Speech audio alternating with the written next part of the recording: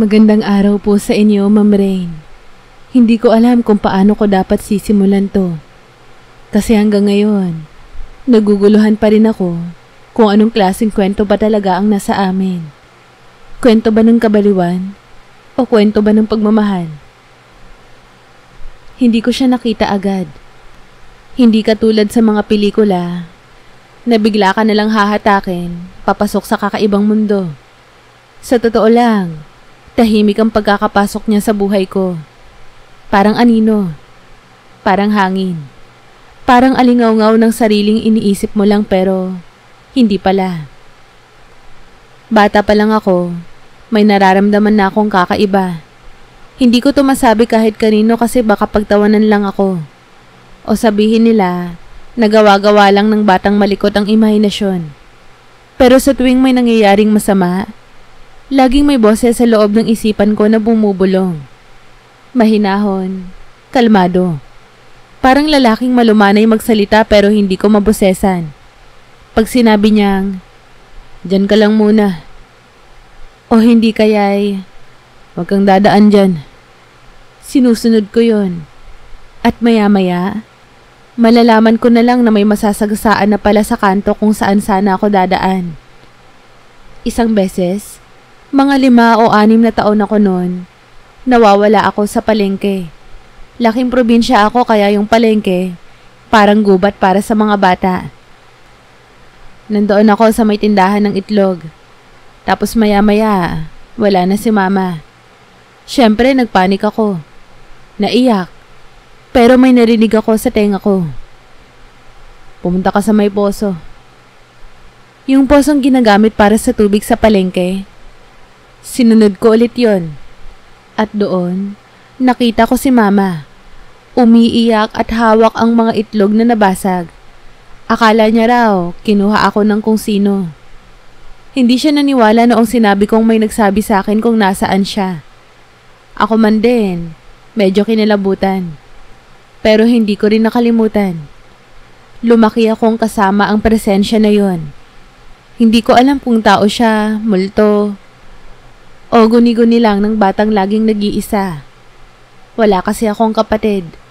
Si Papa, nasa abroad. Si Mama, tendera at masyadong laging pagod. Kaya halos buong pagkabata ko, ako lang ang kasama ko. O akala ko lang yun.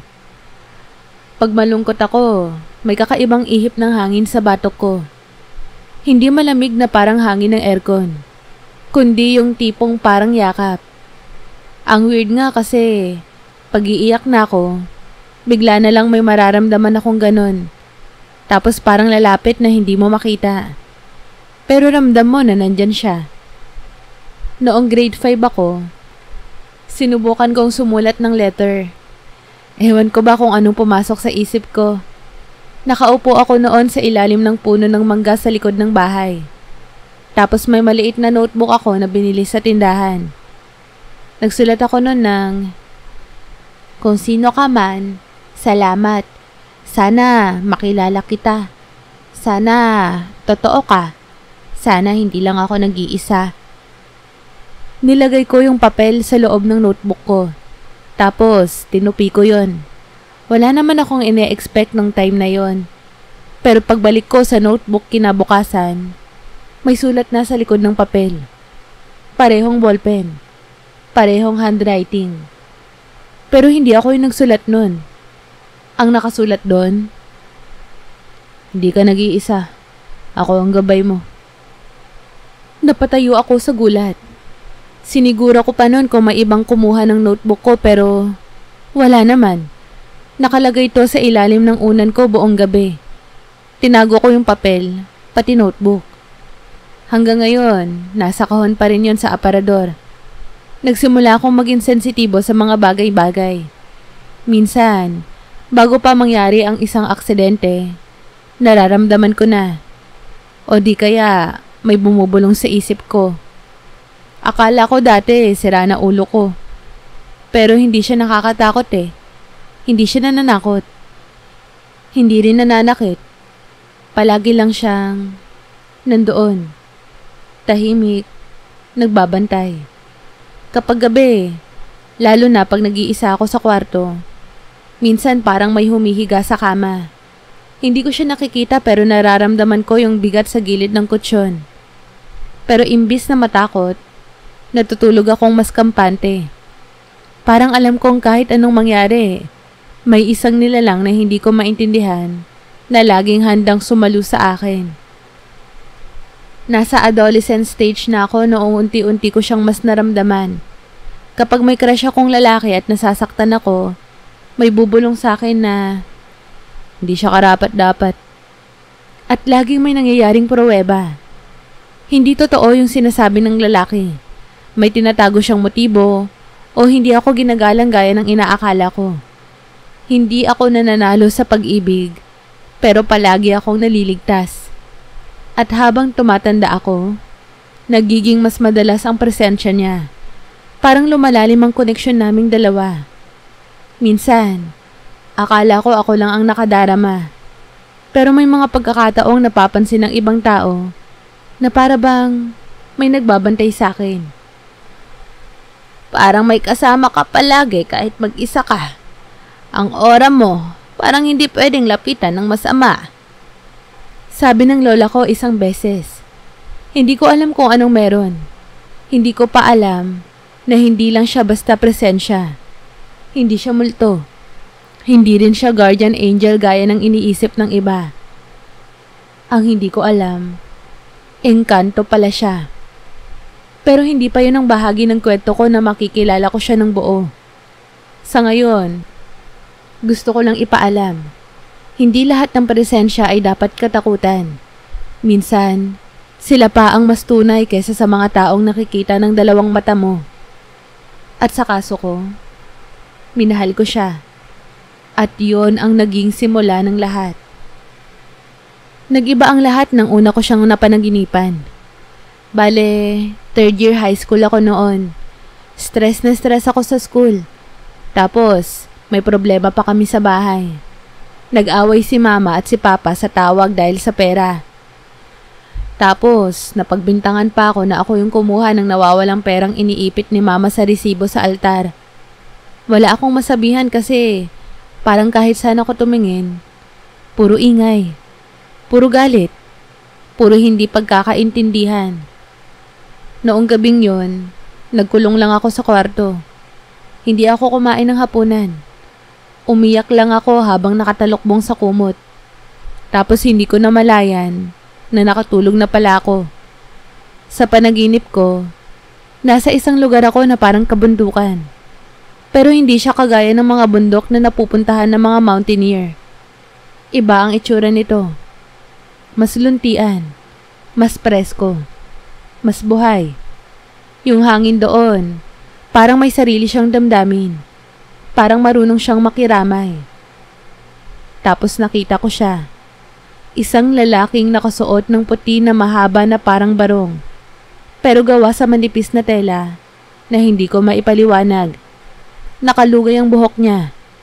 Itim na itim. Hanggang balikat. Hindi siya mukhang Pilipino. Pero hindi rin banyaga. Iba eh. Para siyang walang pinanggilingan. Tipong walang lahi. Hindi siya nagsalita. Hindi rin siya ngumiti. Pero tumingin lang siya sa akin. Matagal. Parang inaaral ang mukha ko. At ewan ko kung bakit pero hindi ako natakot. Sa halip, parang tumigil ang lahat ng bigat na nararamdaman ko. Inabot niya ang kamay niya. Hindi niya ako hinila pero lumapit ako ng kusa. Hinawakan ko yung palad niya. Malamig, pero hindi nakakatakot. Yung lamig niya, parang yung hangin sa bato ko tuwing nalulungkot ako. Doon ko naisip, siya yun. Siya yung gabay ko. Hindi ko alam kung gaano kami katagal naglakad. Walang oras sa panaginip na yon. Pero dinala niya ako sa isang lugar na may tubig. Parang lawa. Pero may liwanag na nagmumula sa ilalim. Pinaupo niya ako sa tabi. Hindi pa rin siya nagsasalita. Pero ramdam ko ang lahat. Sa loob ng panaginip, tahimik lang kami. Pero nararamdaman ko ang damdamin niya. Pag-aalala, pagprotekta, at kalungkutan. Oo, may lungkot sa mga mata niya na hindi ko maipaliwanag. Para bang matagal na siyang nandyan pero hindi pwedeng magpakita. Parang ilang ulit na siyang pinipigilan. At ngayon lang siya nagkaroon ng pagkakataon.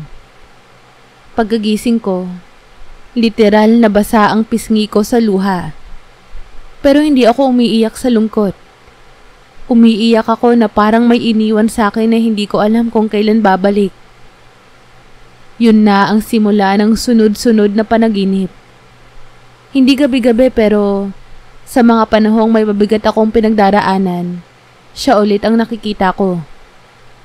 Sa iba't ibang lugar, sa ilalim ng mga bituin, sa tabi ng mga punong kahoy, sa mga lugar na parang hindi totoo.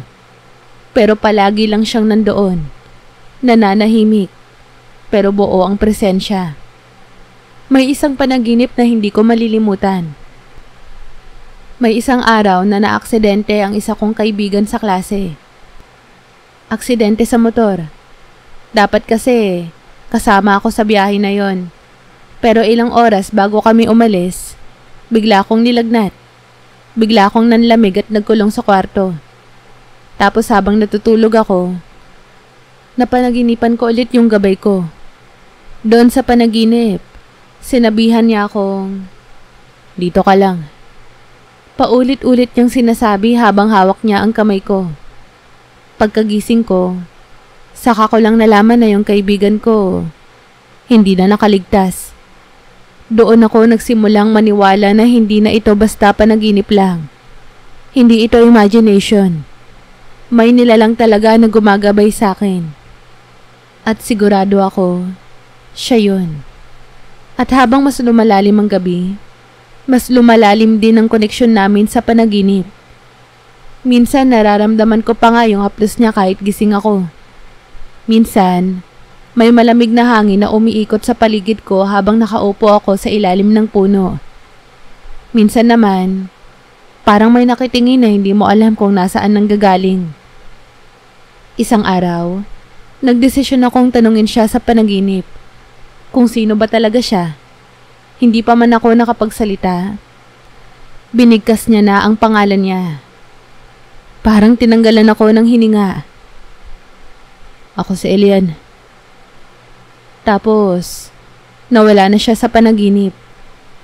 Pagkagising ko, yun lang ang tumatak sa isip ko. Elian. Hindi ko siya kilala pero parang matagal na kaming magkakilala. Simula nun, iba na ang pakiramdam ko tuwing dumidilim ang langit. Para bang may hinihintay akong hindi ko naman maipaliwanag sa iba. Tuwing napapatingin ako sa buwan, para bang naroon siya. At ang nakakatawa, habang lumilipas ang panahon, habang paulit-ulit siyang bumabalik sa panaginip, habang lalo akong naliligtas sa mga sitwasyong hindi ko alam kung paano ko nalagpasan, doon ko na-realize, hindi lang siya gabay. Unti-unti na rin siyang pumapasok sa puso ko. Matapos kong marinig ang pangalan niya sa panaginip, Elian, parang hindi na ako mapakali. Ilang araw akong tulala. Paulit-ulit sa isip ang tunog ng pangalan niya. Elian, Elian.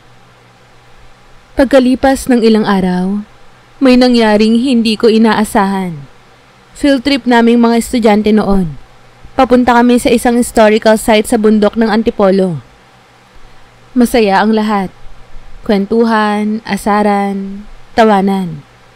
Pero ako, hindi ko alam kung bakit pero may kaba sa dibdib ko. Hindi yung tipong parang may masamang mangyayari, kundi yung parang may hinihintay ka, may makikita ka. Alam mong may paparating pero hindi mo alam kung anong anyo. Bumabiyahe na kami nun paakyat at habang papalapit kami sa isang masikip na daan sa gilid ng bundok, biglang pumreno ang bus. Kasunod nun, sigawan. May problema sa preno. Nagsimula nang magkagulo ang mga kaklase ko. May umiiyak, may tumatawag sa magulang. Pero ako, Nanigas lang.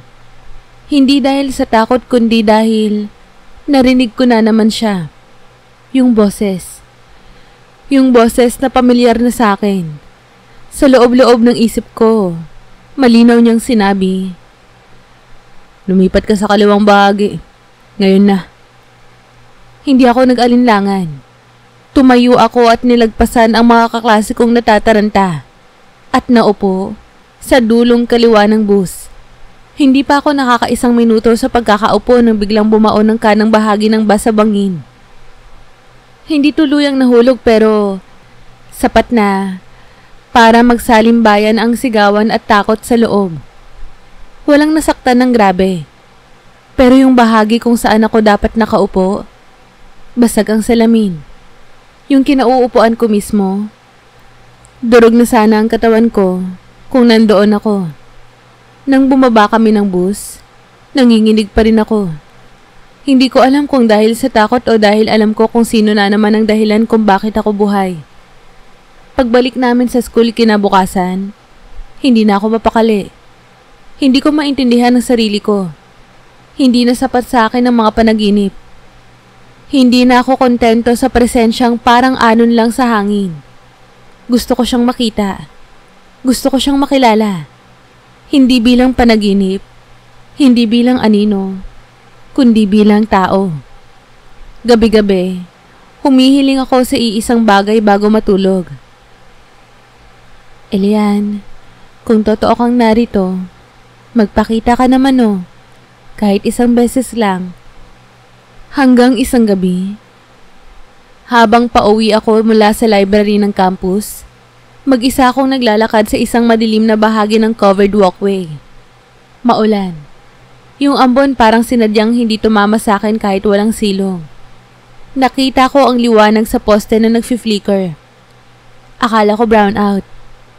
Pero nang mapatingin ako sa dulong ng daan, may nakatayo roon. Isang lalaki. Hindi siya mukhang estudyante. Hindi rin siya mukhang guard. Nakaputing polo na parang luma ang tela. Pero malinis. Mahaba ang buhok. Basa sa ulan. Matangkad. Maputla. At yung mga mata niya, Diyos ko, hindi ko makakalimutan yung mga matang yun. Tumingin lang siya sa akin. Tila sinisiyasat ako. Inaamoy ang hangin ng damdamin ko. Hindi siya nagsalita. Ganon din ako. Pero sa bawat hakbang ko papalapit, parang may bumubukas sa parte ng pagkatao ko na matagal nang nakakandado. Elian? Tanong ko, halos pabulong. Ngumiti siya. Bahagyang tangulang ang sagot niya. At doon ko nalaman na totoo siya. Hindi ito panaginip. Ang buong paligid ay parang tumigil.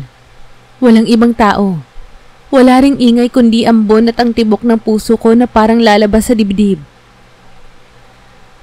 Bakit ngayon ka lang nagpakita? Hindi ko na napigilang umiyak. Lahat ng takot, galit, tanong, parang gustong sumabog. Lumapit siya. Hindi siya humawak. Hindi rin siya yumakap. Pero yung hangin sa paligid namin, parang yumapo sa buong katawan ko. Ngayon lang ako pinayagan. Sagot niya. Sa unang pagkakataon ay narinig ko ang boses niya habang gising ako. Malalim, banayad, at puno ng lungkot. Pinayagan? Hindi ko na siya tinanong. Kasi nang saglit kong igalaw ang mata ko sa gilid at bumalik ang paningin sa kanya, wala na siya. Parang hangin lang. Na naroon lang sa pagitan ng panaginip at katotohanan. Pero alam ko, sa gabing yon, hindi ako nag-iisa. Sa gabing yon, siya na nga. Sa wakas, si Elian, ang gabay ko. Ang engkantong hindi na lang basta presensya, kundi laman na ng puso ko. Matapos ang gabing yon sa eskwelahan, hindi na ako mapakali. Para akong lumulutang sa hangin buong linggo. Alam mo yung pakiramdam na may matagal kang hinanap tapos Bigla mo siyang nakita, pero hindi mo naman mahawakan. Hindi mo mahila. Hindi mo maipilit na manatili siya. Gabi-gabi kong tinatawag si Elian. Hindi na ako nagdadasal tulad ng dati. Hindi ako humihiling sa Diyos. Sa kanya na ako dumedirekta. Elian, kung naririnig mo ko, bumalik ka naman no. Sana, hindi lang yon ang una at huling beses kitang makikita. At kung gaano kabilis siyang nagpakita, ganun din siya muling nawala. Ilang araw, ilang linggo, hanggang unti-unti na namang tumahimik ang paligid. Para bang pinakitaan lang ako para maniwala, pero hindi para manatili. Hanggang isang gabi, nasa boarding house ako noon. Wala pa ang roommate ko. Medyo malakas ang ulan, kaya hindi ako makatulog. Nakasindi ang desk lamp ko habang nagbabasa ako ng notes. Nagsisimula na naman kasi ang finals week. Biglang bumukas ang bintana. Wala namang malakas na hangin pero kumalubog to na para bang may pumasok. Tumayo ako para sana isara. At nang humarap ako sa salamin, napahawak ako sa dibdib ko. Nandun siya. Hindi sa salamin, kundi sa mismong kwarto. Sa tabi ng mesa, nakaupo, tahimik. Elian, halos hindi ako makapaniwala. Tumango siya. Hindi siya nakangiti pero hindi rin siya seryoso. Kalmado lang ang ekspresyon niya. Parang laging ganun. Parang hindi nababahala sa kahit anong bagay. Pasensya na kung hindi ako nakapagpakita agad. May mga batas kasi sa amin. Sa inyo? Tanong ko. Tumayo siya. Lumapit. Hindi ko alam kung dapat akong umatras pero hindi ko rin magawang kumilos. Parang siniliyado ng presensya niya ang buong katawan ko. Hindi ako tao gaya ng alam mo. At hindi rin ako multo. Isa akong engkanto. Isa sa mga tagapangalaga ng sangkalikasan. Napakurap ako. Engkanto? Hindi ko akalain na magkakaroon ako ng lakas na loob na tanungin siya ng diretsyo. Pero hindi ko na napigilan. Bakit mo ako ginagabayan? Bakit ako? Tumingin siya sa akin. Tumagal ang katahimikan bago siya sumagot. Dapat sana hindi na ako magpapakita. Ang mga tulad ko, hindi dapat nakikipag-ugnayan sa mga tao. Pero noong ipananganak ka, naputol siya sandali. Parang may hinahanap sa mukha ko. Sagot o marahil pahintulot. Noong ipinanganak ka, may plano sana ang mundo ng engkanto na kunin ka. Kunin? Nanginginig kong tanong. Tumango siya. May kasunduang naputol sa ninuno mo. Dapat may isang buhay na kapalit. At ikaw yun. Pero hindi ko yun pinayagan. May ilang sa amin, na tulad ko, na may kakayahang manghimasok. Hindi ko alam kung bakit pero noong una pa lang kitang nasilayan, bilang sanggol, alam kong hindi ko kaya. Kaya minarkahan kita bilang akin. Ibig sabihin, sa loob ng daigdig namin, ikaw ay protektado. Hindi ka pwedeng galawin ng iba. Akin? Ulit ko na may halong gulat, kilig, at kaba. Hindi sa paraan na iniisip mo. Hindi ako nagmamay-ari ng kahit anong nilalang. Pero ako ang naging bantay mo. Sa tuwing may panganib, naroon ako. Sa tuwing lumuluha ka, nararamdaman ko. Hindi ko alam kung anong sasabihin pero may isa akong tanong na biglang lumutang. Bakit mo ginagawa to? Dahil trabaho mo ba to?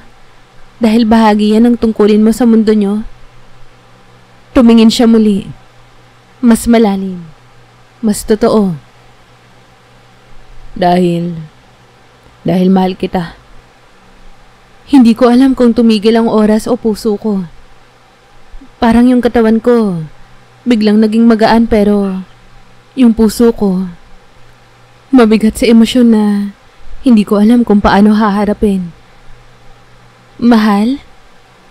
Tumango siya ng dahan-dahan. Alam kong hindi to dapat.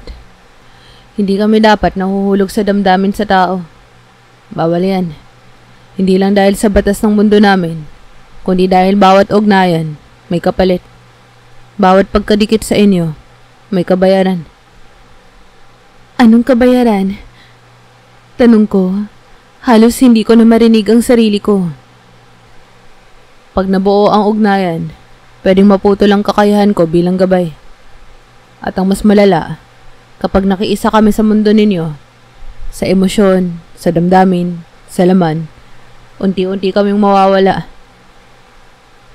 Bigla akong hindi makahinga. Bakit mo pa rin ginagawa kung ganun pala?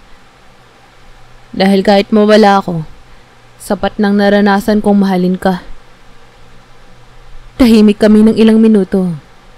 Hindi ko alam kung dapat ba akong matakot, matuwa, malungkot, o ano. Pero sa dami ng emosyon, isa lang ang malinaw. Mahal ko rin siya. Hindi ko alam kung paano at kailan nagsimula pero alam kong mahal ko siya. Hindi bilang pantasya, hindi bilang panaginip, kundi bilang isang kaluluwang walang ibang ginawa, kundi alagaan ako, nang walang hinihiling kapalit. At kahit alam naming pareho na hindi magiging madali ang susunod, nagdesisyon kami na wag nang umatras. Pagkatapos ng gabing yun, parang nagbago ang takbo ng mundo ko. Hindi ko alam kung masaya ako o natatakot. Pero ang totoo, mas nanaig ang kuryente sa dibdib ko. Kasi sa buong buhay ko, ngayon lang ako nakaramdam ng ganito. Hindi siya crush lang. Hindi siya yung tipong kilig dahil may gwapong artista. Iba malalim, masalimuot, at totoo. Simula noon, nagsimula na yung relasyon namin. Hindi ko alam kung anong tawag kasi paano mo tatawaging relasyon ang isang bagay na hindi mo naman pwedeng ikwento kahit kanino. Lihim lang ang lahat. Lihim naming gabi, lihim naming bulungan, lihim naming kilos ng damdamin. Gabi-gabi ko na siyang nararamdaman sa paligid ko. Pero ngayon, hindi na lang basta hangin sa batok. Kapag tinatawag ko siya sa pangalang Elian, laging may marahang pag-ihip ng malamig na hangin na parang sagot niya sa akin. Pero ang pinakamilagro, minsan, tulog ako. Tapos nananaginip ako na nasa ilalim kami ng buwan, sa isang parang gubat na may ilog. Nakaupo kami sa tabi ng tubig. Magkadikit ang mga balikat namin at walang sinasabi pero ramdam ko ang kapayapaan. Pagkagising ko, basa ang dulo ng palad ko. Amoy damo ang bedsheet.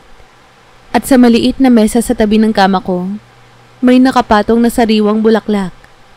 Hindi ako bumili nun. At hindi pa yun panahon ng klase ng bulaklak na yun.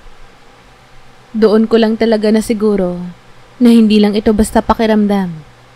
May nangyayari. May katotohanan. Dumalas ang mga gabi na halos hindi ko na alam kung gising pa ba ako o nananaginip lang. Si Elian, parang natuto na rin maging mas tao. Minsan nagsusulat siya sa notebook ko kapag tulog ako. Oo, sa mismong notebook na sinulatan ko noong bata pa ako.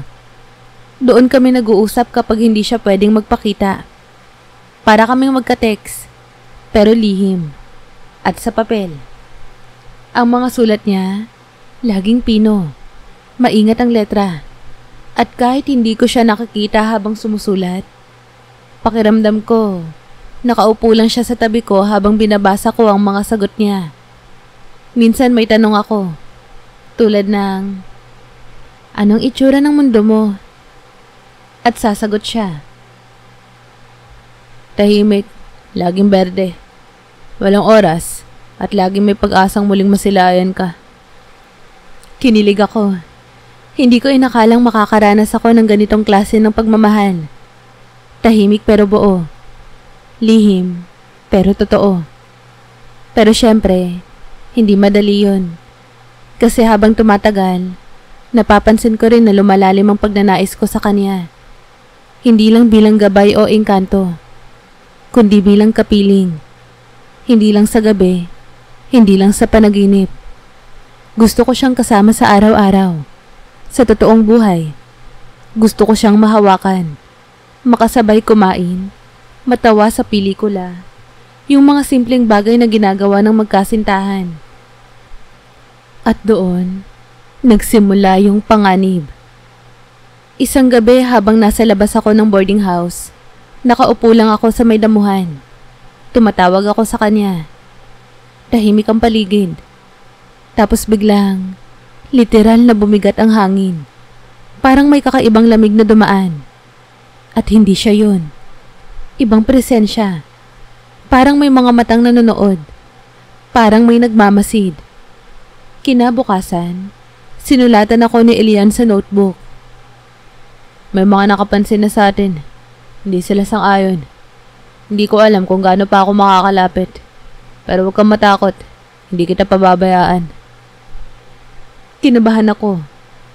Bakit parang bawal? Bakit parang may bantay?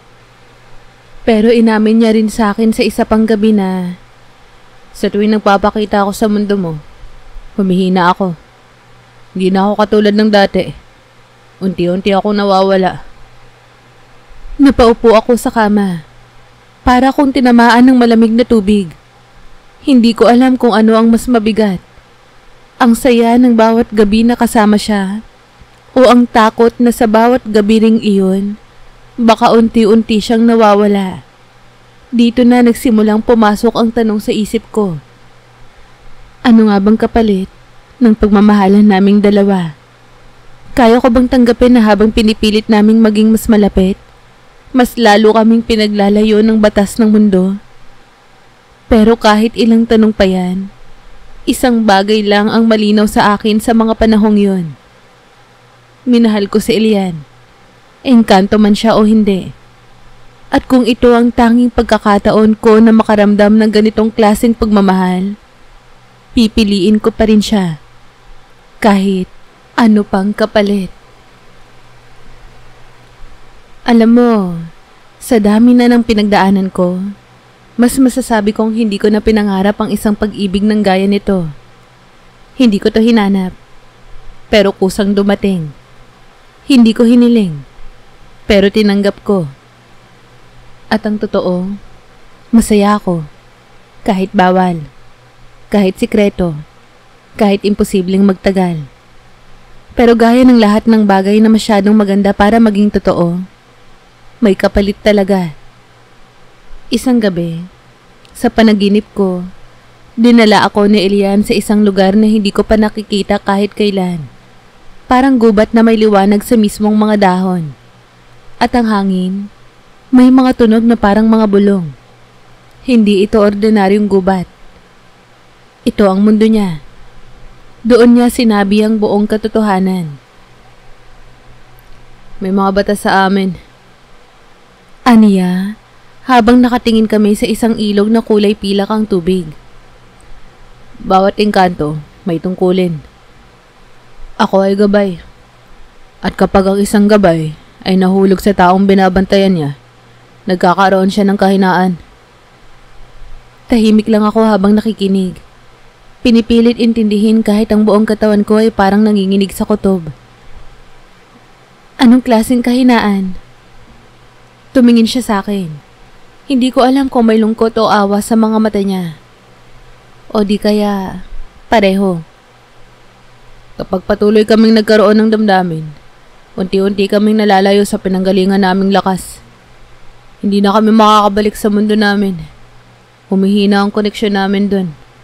At kapag tuluyan kaming sumadsad sa mundo ninyo, mawawala kami ng tuluyan. Mawawala? Parang alikabok na tinangay ng hangin. Hindi masakit, pero wala nang balikan. Doon ko na-realize ang bigat ng lahat ng ito. Sa bawat gabi na nagpapakita siya, sa bawat bulaklak na iniiwan niya sa mesa ko, sa bawat haplos ng hangin sa leeg ko, Unti-unti pala siyang nagbabayad. Hindi ko alam. Hindi niya sinabi agad. At ako, akala ko fairy tale lang lahat.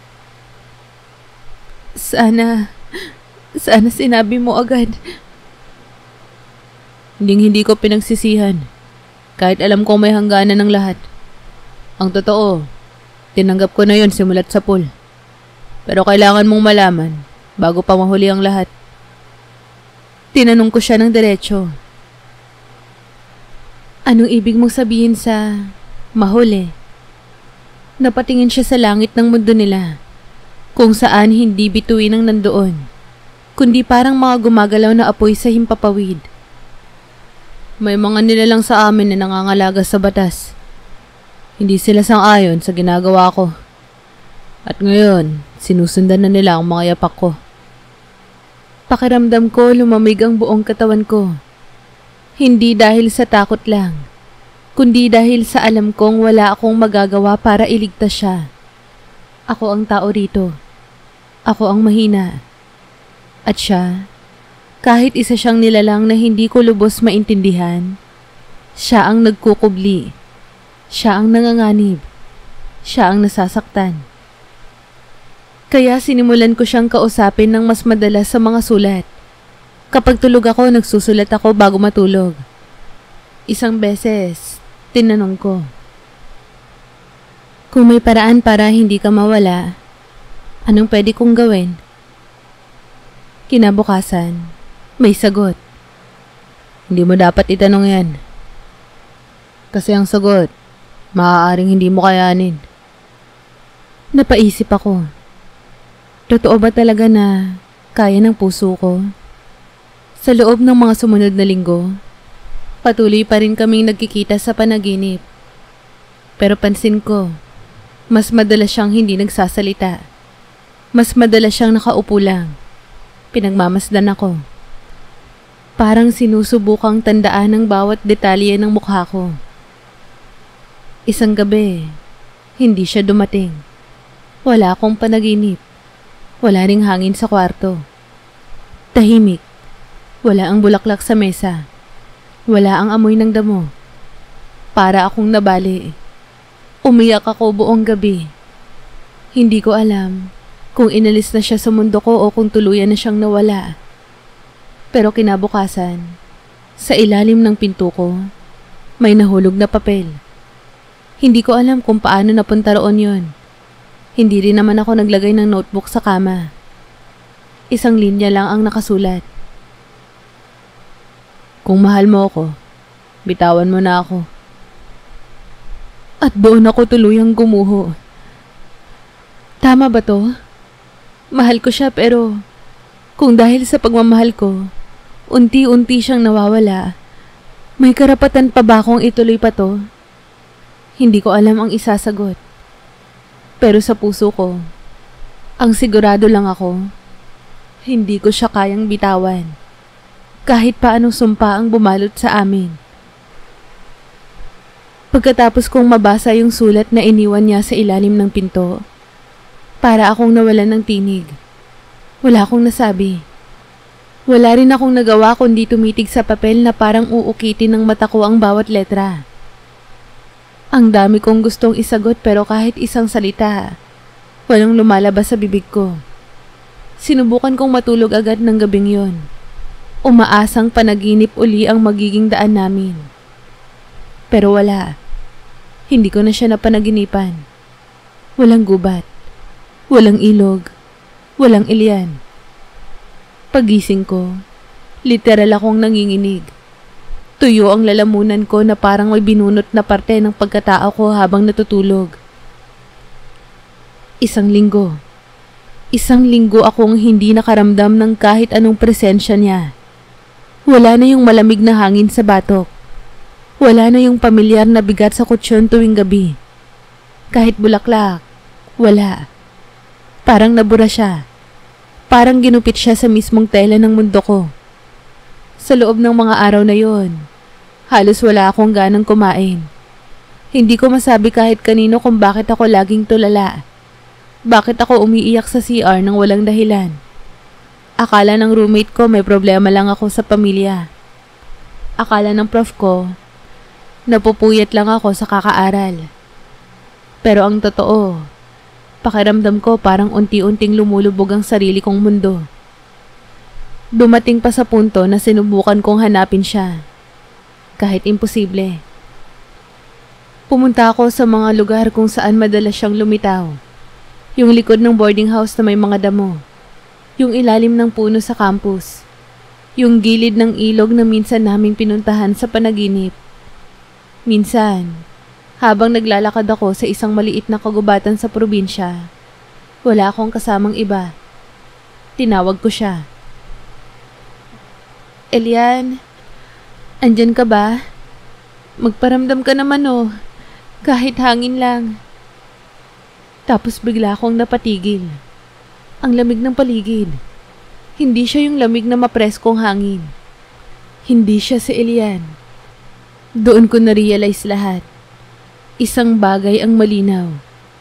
May pumipigil sa kanya at may gustong lumayo ako. Pag uwi ko wala na akong inatupag kundi magsulat. Isinulat ko sa notebook namin ang lahat ng gusto kong sabihin. Hindi ko alam kung anong nangyayari sa'yo.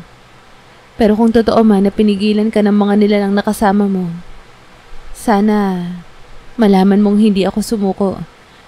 Hindi kita tinalikuran. Nandito pa rin ako. Hinihintay kita. Elian, bumalik ka naman. Kinabukasan, pagmulat ng mga mata ko, nakita kong may sagot. Hindi ko siya naramdaman pero may sagot sa sulat. Ako ang may kasalanan. Hindi kita dapat nilapitan. Hindi kita dapat minahal. Dahil ngayon, ako ang sanay ng panganib sa'yo. Hindi ko alam kung maiiyak ba ako o magagalit. Pero ang isang linya sa bandang huli ng sagot niya ang hindi ko mabitawan. Kung masasaktan ka dahil sa akin, mas pipiliin kong mawala. Doon ko na talaga naramdaman yung bigat. Hindi lang pala to tungkol sa akin. Hindi lang ako ang nasasaktan. Pati siya. Lalo na siya. Kasi para sa isang nilalang na ginawa ang lahat para manatili sa paligid ko.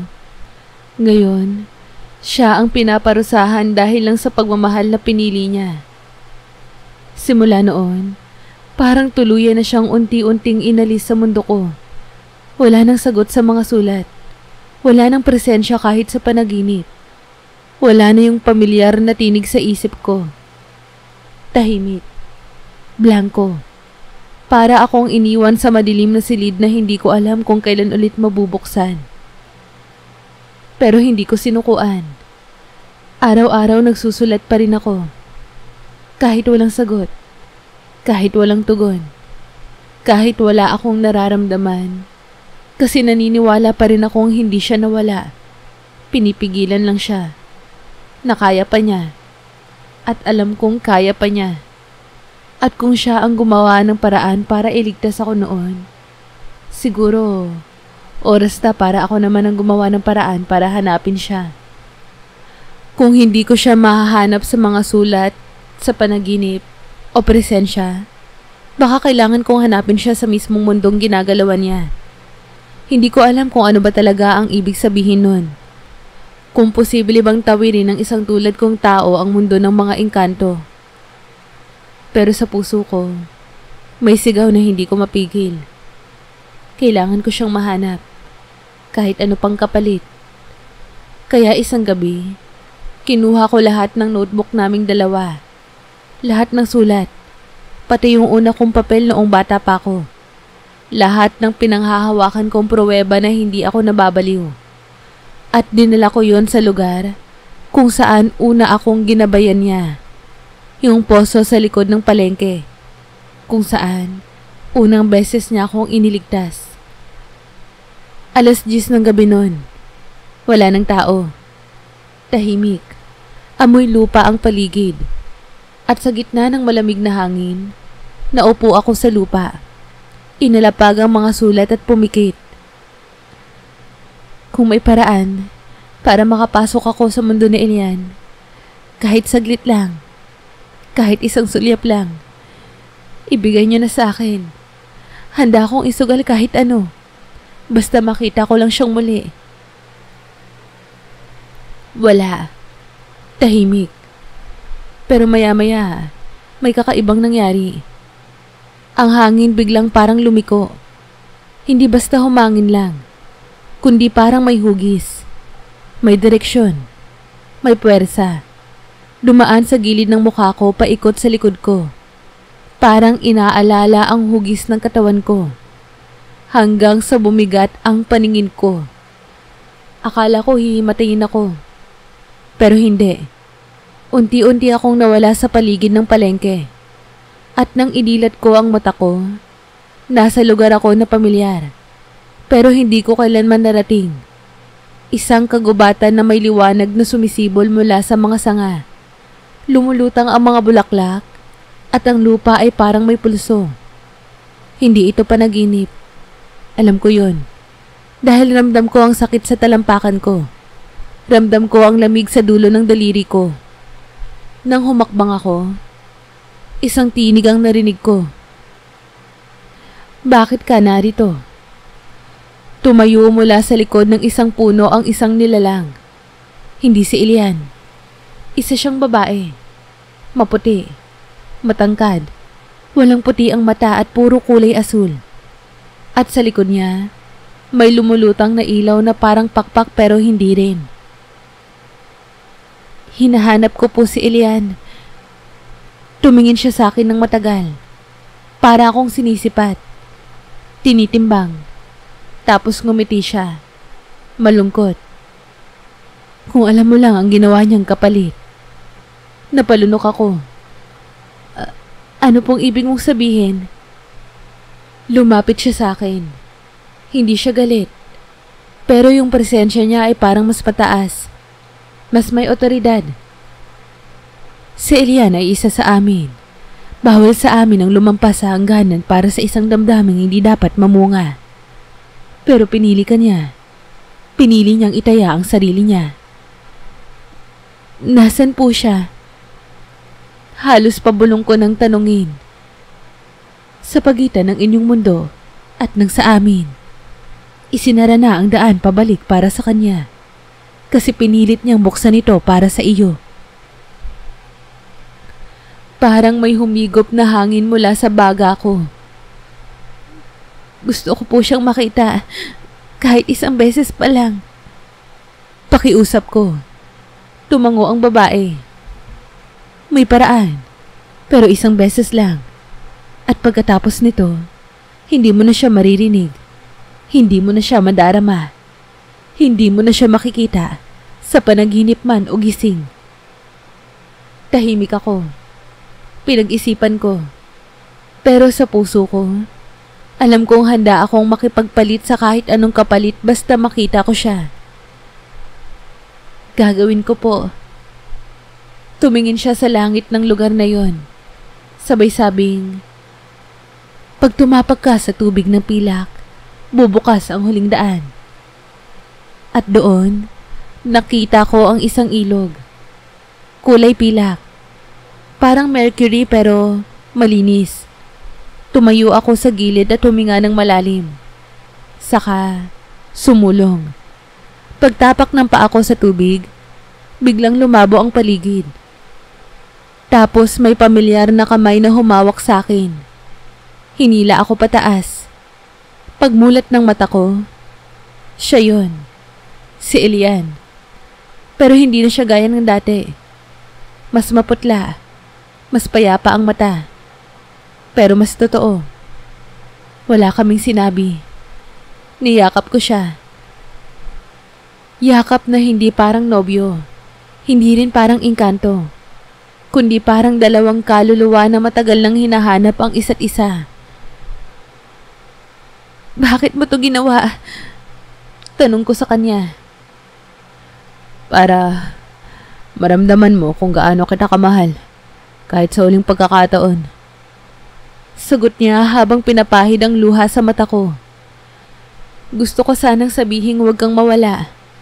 Gusto ko sabihing hindi ako papayag. Pero alam kong huli na. Sa bawat segundo na magkasama kami, mas lalong humihina ang presensya niya. Parang nagiging usok. Parang natutunaw. Huwag mong kalimutang ako ang gabay mo. Bulong niya sa tenga ko. At bago pa ako makasagot, isang bugso ng hangin ang dumaan. Tapos, wala na siya. Nagising ako sa mismong damuhan kung saan ako nagsimula. Wala ang mga notebook. Wala ang mga sulat. Pero sa tabi ko, may isang puting bulaklak na hindi ko kailanman nakita sa mundong ito. At kahit hindi na siya muling dumating, alam kong hindi ako nag-iisa. Alam kong may nilalang na nagmamahal sa akin. Higit pa sa sarili niyang mundo. Mula noong gabing yon, wala na siya. O yun ang akala ko. Akala ko tapos na. Akala ko lahat ng koneksyon pinutol na. Pero habang sinusulat ko to, habang binabalikan ko lahat ng nangyari, may bahagi sa akin na nagsasabing hindi siya tuluyang nawala. Ilang linggo matapos ang gabi sa ilog ng pilak, bumalik ako sa dating routine. Pilit kong ibinalik ang sarili ko sa realidad. School, thesis, trabaho, commute, tulog. Pero hindi ko maikakaila. May butas sa loob ko. Hindi yung tipong heartbreak na naiiyak mo sa best friend mo. Ito yung klase ng sakit na hindi mo maipaliwanag. Kasi kahit ikaw, hindi mo alam kung totoo ba talagang nangyari lahat. Kaya sinubukan kong wag na lang ikwento kahit kanino. Tinago ko lahat. Hanggang isang araw, habang pauwi ako mula work, bumuhos ang ulan. Wala akong payong nun. Basang-basa ako. At sa gitna ng pagtawid ko sa overpass sa may Cubao, bigla akong napatigil. May nadaanan akong maliit na batang pulubi. Nanginginig. Basa na ang suot. Hawak ang maruming teddy bear. Wala siyang sinasabi pero yung tingin niya, tagos sa damdamin. Umupo ako sa tabi niya at tinalok ko ng tinapay na nasa bag ko. Hindi siya kumibo pero nginitian niya ako. Yung tipong hindi normal sa batang nasa ganung kalagayan. Tapos, bigla siyang nagsalita. May nagsabi sa akin na babalik ka rito. Napakunot ang noo ko. Ha? Sino? Tumingala siya sa akin. Yung kaibigan mong may malamig na kamay. Tumayo ang balahibo ko. Hindi ko na siya tinanong pa. Basta pagka-uwi ko, binuksan ko agad yung bagong notebook na pinagsusulatan ko na ulit. At sa unang pahina, may bagong sulat. Hindi ako ang nagsulat nun at sigurado ako. Bagong tinta at pamilyar na sulat kamay. Hindi ko kailangang magpakita para malaman mong naroon pa rin ako. Ang gabay ay hindi mawawala. Lumalayo lang para bigyang daan ang sarili mong paglago. Napaluhod ako sa kama. Hindi ko alam kung iiyak ba ako o tatawa. Kasi totoo pala yung kutob ko. Minsan, sa sobrang sakit, akala mo tapos na ang lahat. Pero may mga pag-ibig pala na hindi kailangang nasa harap mo palagi. May mga taong minahal ka, ginabayan ka, at binago ang buhay mo kahit wala na sila sa tabi mo. At simula nun, sa bawat desisyong ginagawa ko, sa mga mabibigat na hakbang, sa mga gabi ng pagdududa, sa bawat panahong akala ko wala akong kakampi, napapatingin ako sa langit, sa mga ulap, o sa paggalaw ng mga dahon sa hangin. At sa maliit na sandaling yon, may bumubulong sa puso ko. Nandito lang ako. Hindi ko alam kung kailan, o kung posible pa talaga na muling magkita kami ni Elian. Hindi bilang panaginip, hindi bilang alaala, kundi bilang dalawang kaluluwa na magkatabi sa parehong mundo. Pero, kung hindi man sa buhay na to, siguro sa susunod. At hanggang dumating yung panahong yon, ako ay maghihintay. Nang tahimik, tapat, buong puso. Kasi minsan, ang pinakamatinding pagmamahal ay yung kahit wala na siya sa tabi mo, ay hindi mo pa rin kayang umibig sa iba.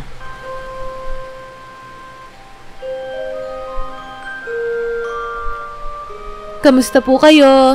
Muli, maraming salamat po sa pagsubaybay.